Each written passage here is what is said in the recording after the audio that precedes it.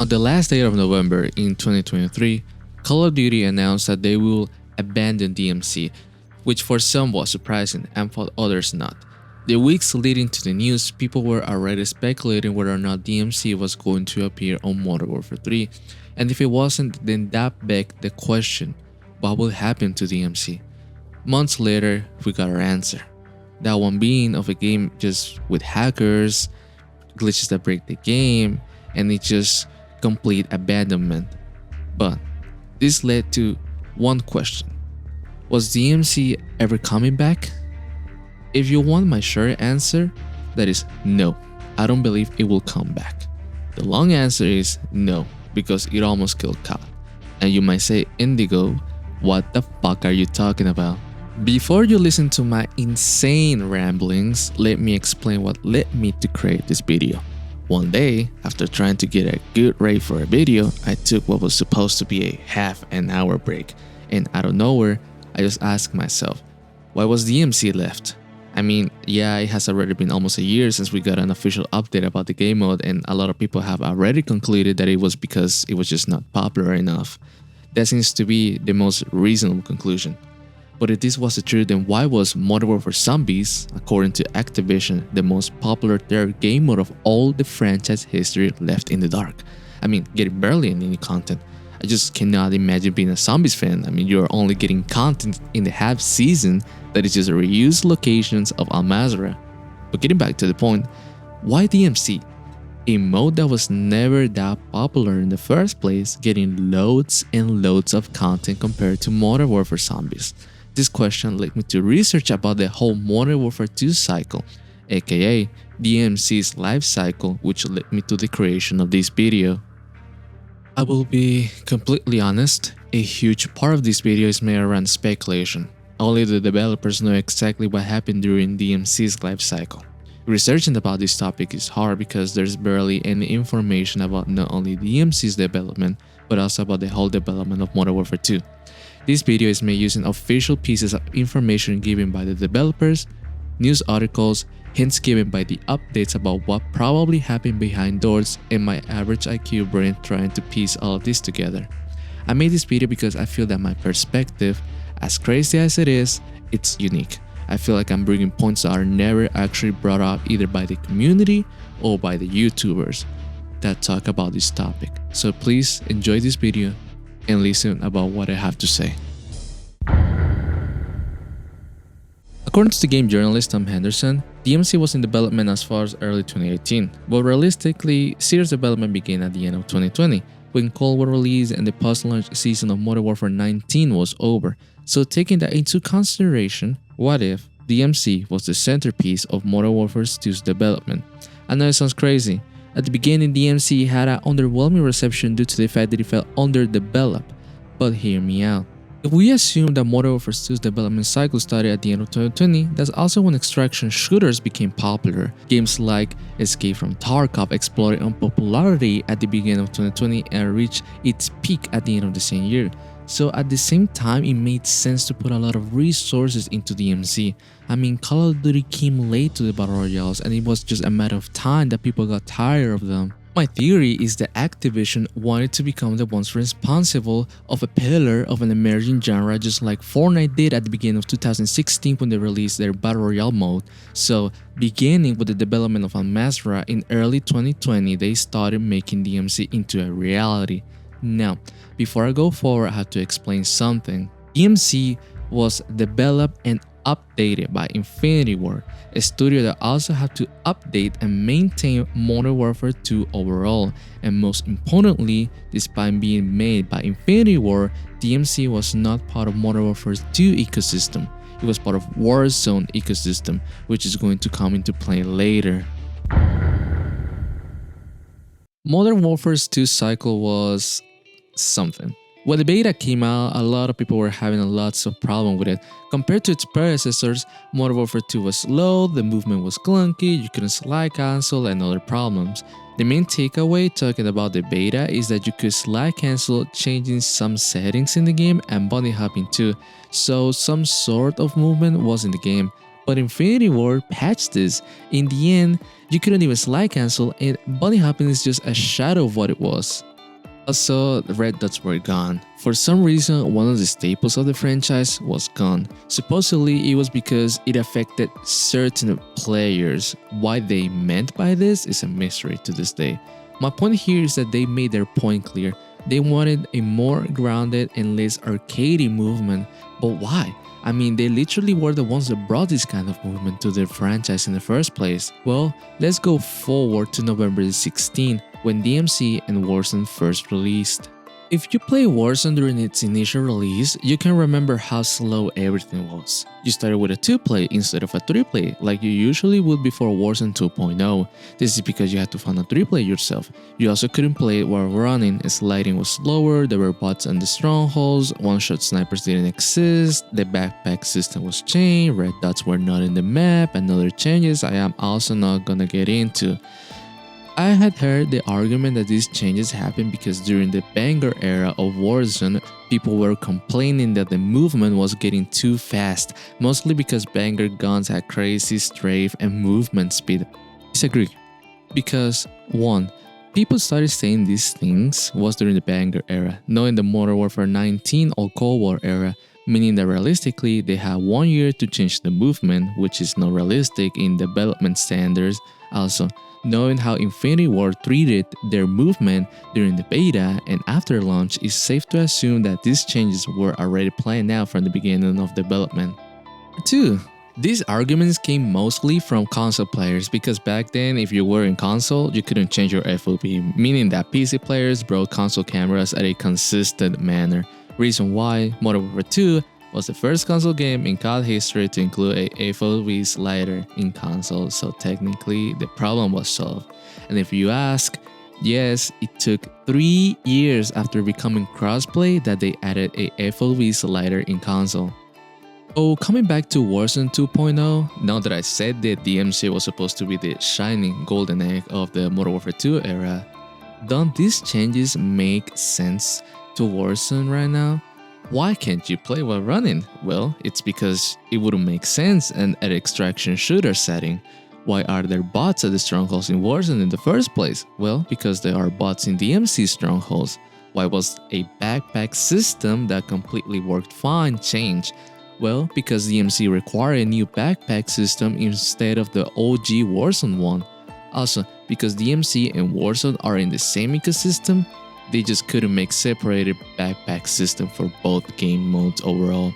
I mean, Raven's software couldn't make any drastic changes at all. Look, there's a rumor running around the DMZ community saying that DMZ was abandoned because of bad coding, making it harder and harder to update. Which back then I didn't believe, but now knowing that Warzone and DMZ were intertwined, it makes sense that in the long run the code just became a whole mess. If you think that what I'm saying is bullshit, that DMZ was affecting Warzone, just look at the recent news about the backpack system for the Black Ops 6 integration. If you didn't know, Warzone is gonna go back to the OG backpack system. And then you might ask me, Indigo, why did the backpack system change in Black Ops 6 and not in Modern Warfare 3 if Raven wanted to get rid of this?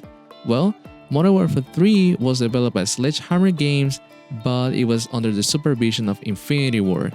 So the backpack system from Warzone 2.0 staying in Warzone 3 could have either been a choice made by Raven or a choice imposed by Infinity Ward, and with the recent news I incline myself more with the latter. For me at least, these changes that Raven software are doing right now and are going to do with Black Ops 6 is just a solid foundation to speculate between the miscommunications that happened during the Modern Warfare 2 cycle between Raven Software and Infinity Ward, which I believe led to the demise of Call of Duty and DMZ. If you compare MW2 and MW3 Season 1 content, you can see a lot of difference. Let's get the elephant out of the room. The content for MW2 can better be described as lackluster. I want you to have in mind that MW3 was developed in less than a year and still have more content than the game that got a full 3-year cycle of development.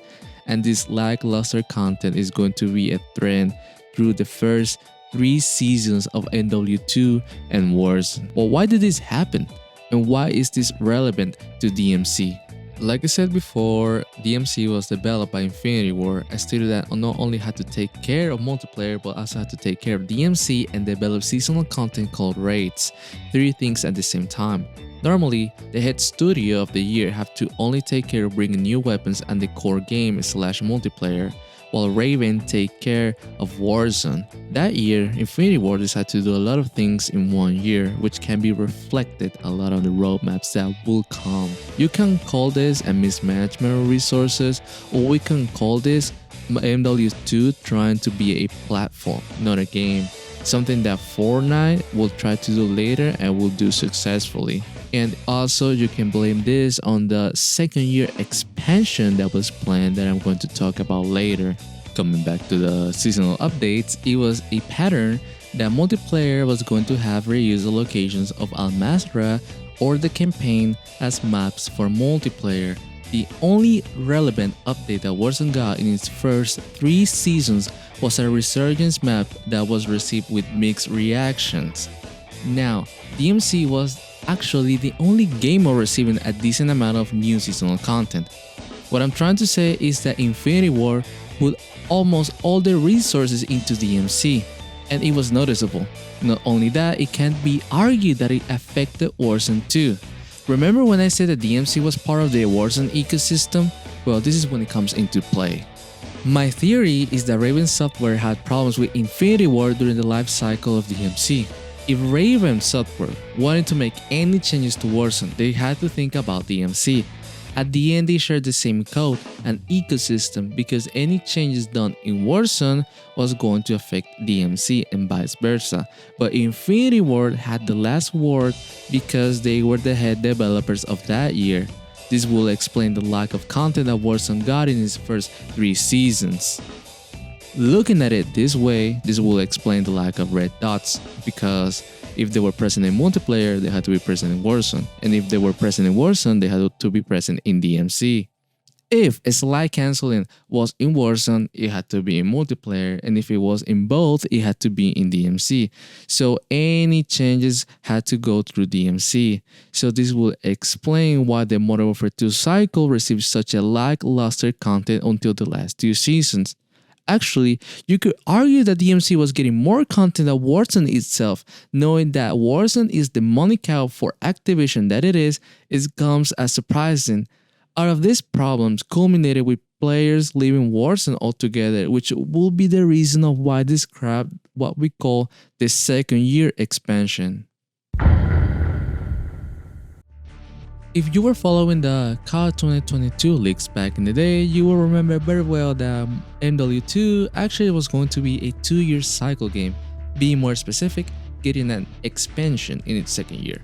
While it was never quote-unquote officially confirmed by Infinity Ward or by Activision, very reputable leakers inside the gaming industry were saying this, and neither Infinity Ward or Activision tried to deny this.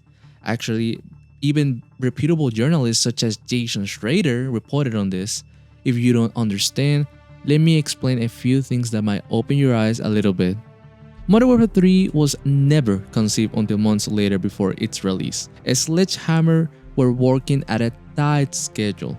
Reason being because the game, while it was being developed, while we can assume a year at that point, it was completely scrapped. What was at the beginning a small-sized campaign with a setting in Mexico now became a full-on sequel to Modern Warfare 2, becoming a stand-alone game. This is reinforced with a resurfaced concept art after Modern Warfare 3 came out of Las Almas. Las Almas was supposed to be a Battle Royale map to release with the second year expansion, and it is rumored that our second stand is actually just a reworked version of Las Almas. Also, if we get in the speculation realm, this could give us a hint about what DMC was in beta until the end of DMC. My theory is that DMC never got out of the beta because the original plan for DMC was to be in beta for the first year of Modern Warfare 2, and then its second year with the expansion and a new map, DMC was going to get out of the beta with the release of Las Almas or the release of the second year expansion. But as we know now, that plan was scrapped. You may ask, if this is true, then why was the second year scrapped? Well, the answer is simple. Modern Warfare 2 was never received well. I mean, yeah, The game had a ton of success at the beginning, even crossing the $1 billion mark at some point, but at the long run, Modern Warfare 2 player base started to decline. Content creators stopped playing the game and people overall stopped caring about Warzone in general. Sadly, our only source of player base is the Steam count, which doesn't even represent the main platform where PC players play, and we don't even know the player base for console. But I think knowing that the second year got scrapped is enough to know that a second year was not sustainable financially for Activision. So everything from the second year just got thrown into the garbage. What will a second year of DMC look like? How will DMC look at a more vibrant and colorful version or second stand have play? And will DMC rise in popularity if it had a second year? Those are questions that we might never know or have an answer to. Call of Duty had to move on past Warzone 2.0 to try to be relevant again, and moving past Warzone 2.0 also meant moving past DMC. After all this, I have to ask one question, not as a player, but as a businessman. Was DMC worth all the trouble? I mean, we're talking about DMC affecting Warzone's development, and I'm talking about DMC taking most of the resources from Infinity Ward. Was it worth it? The answer is, it wasn't worth it. At the beginning of the video, I said that we can only speculate on why DMC was abandoned, but the truth is that the facts cannot be argued. Realistically, DMC never popped off. If you compare the communities for multiplayer, Warzone, and DMC, you will notice that DMC is the smallest one. The game could attract any attention of hardcore extraction shooter fans because the game lacked any depth, and if depth was added to the game, then that could scare the casual Call of Duty fans because remember, the game wanted to attract both fans of the genre, but more importantly, casual COD fans. That's the reason why if you compare Season 1 to Season 6, you will notice that the game became more easy or more casual. Not even that, toxic players, 6-man platoons, and even when they tried to fix it, they just couldn't. I could go on and on repeating myself and repeating what others have said about why DMC was left behind, why DMC is dying, whatever. But I will say something that I don't think anyone has said before, and in my opinion, DMC failed because it was in COD. If DMC was an independent game from Infinity Ward outside of the Call of Duty hemisphere, then probably things worked differently. But I mean, we're talking about the COD fan base, and are you really going to believe that first of all, Call of Duty fans are going to play an extraction shooter, and second of all, even if they play, do you think they're gonna play like it's meant to be? I'm sorry to break it to you, but no. I mean, or maybe if DNC was in Modern Warfare 2 ecosystem and not in Warzone ecosystem, maybe discussions between Raven and Infinity Ward could have just gone smoother. And that's probably the reason why Modern Warfare Zombies is included in the Modern Warfare 3 bundle rather in Warzone despite using the big map, you know? Or they probably are just money hungry. It's probably that. What I'm trying to say with this whole video is that DMC was affecting Warzone, and that is unacceptable from a investor's perspective. DMC was a passion project from Infinity Ward, and you could see it with the amount of passion that there was in DMC. I mean, fuck it, there's even a lot of lore that most people don't even know about. I mean, you didn't know the missions do have like storytelling purposes, and as poor as the storytelling is, that doesn't count out the fact that there was effort put into it. Sadly, like I said before, I could go on and on mentioning why DMC was never successful, but I feel like this Reddit comment made by Fearless Potato Man in the DMC Reddit, it's quite probably the best list of reasons why it never took off.